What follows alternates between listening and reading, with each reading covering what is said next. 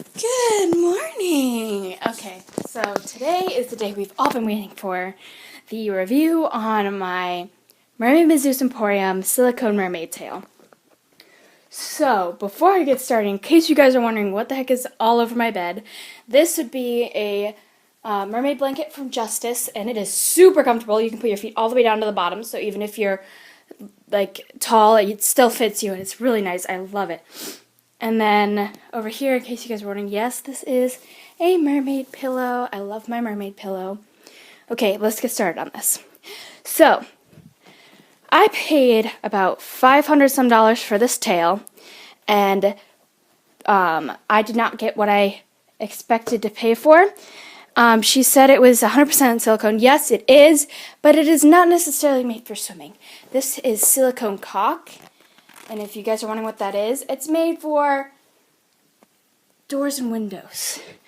And it's a good insulator, that's for sure, because when I leave it out in the sun, which you're not supposed to, it heats up like an oven. Like, no joke. I've burned myself several times from trying to put this back on in the sun. Okay, to get started, I paid $500 for this tail, and I had to send my monofin out from FinFund so she can put it in there. So yes, there is a FinFund monofin in here. I will outline it for you. You can kind of see it. It's like right, you can see where it kind of levels off. I chose the colors that I did because I'm known as the Lake Erie Mermaid, and I kind of did a waist blend here. And I chose sunfish colors, because it's a native species, and bluegill stripes with a little dorsal fin that they have on their thing. I love the colors. I love the pattern. I custom made this, so I absolutely love it. The only bad thing is the durability is absolutely freaking horrible. And what I mean by that is every time I swim with this, I find new places to patch up. Like, this is a place I've had to patch up with silicone. I've probably spent like $50 on silicone fixing this. Here's a place I had to fix with silicone. My heels. I'm going to fix more places soon because I'm starting to get bubbles in my fluke. And what I mean by that is, you see these little white guys right here. I have some in the back too, if you wanted to see. Right here. See that white guy? I will pop him and fill it with silicone. It's kind of fun to do, but at the same time it's like, oh, it's falling apart. I love how she put a ton of glitter on it because I asked for lots of glitter, so it's really sparkly. But overall, the durability of this tail is not the best.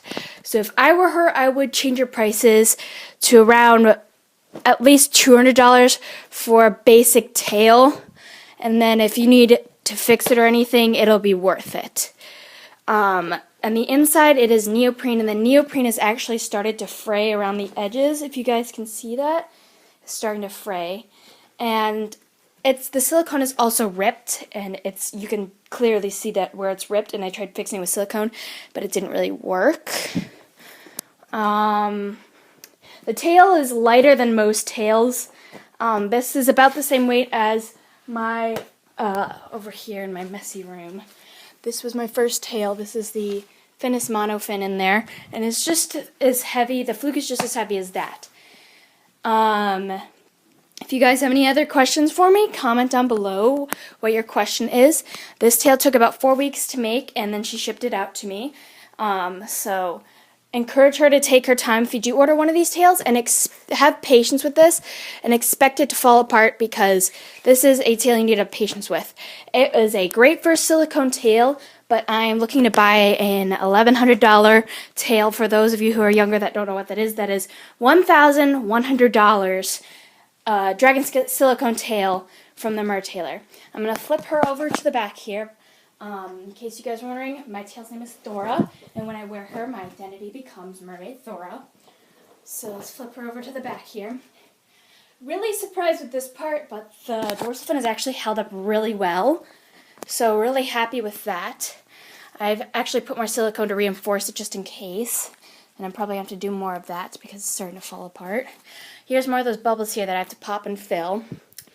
And the back of it is starting to get a little bit roughy, bumpy, so I'm going to have to fix that too.